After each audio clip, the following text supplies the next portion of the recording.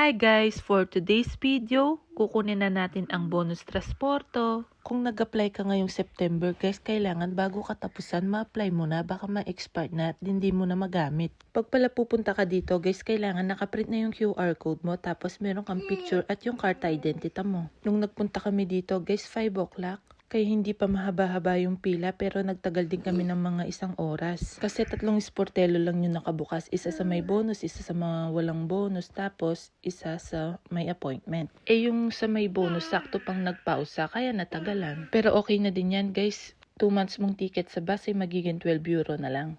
Kung kanino pala nakapangalan, siya lang yung pwedeng gumamit. Hindi pwedeng magkariko, hindi pwedeng gamitin ng iba. Dahil hindi siya kamukha ng normal na mensili. Dahil meron siyang data ng may-ari at may picture. So, ayan na nga guys, tayo na yung next. Pag may tiyaga talaga guys, may nilaga.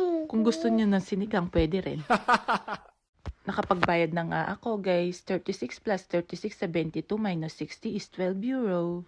Kung wala naman kayong QR code guys, pwede naman kayong magpatulong sa mga patronato o kaya pwede nyo gawin mag-isa. Kailangan pala guys, meron kayong speed bago kayo makapag-apply. Sa last part pala ng video guys, merong tutorial kung gusto nyo lang. Nga pala guys, kami ay walang appointment kaya pumila kami. Pwede nang mag-direct. So ayan na nga guys, punta kayo sa Google, search nyo yung bonus transporto. Tapos entra come cittadino.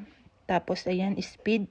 Pumasok kayo sa speed nyo, guys. Tapos, pagpasok nyo, guys, may requiere bonus. Pindutin nyo na yun. Tapos, tuloy-tuloy na yan.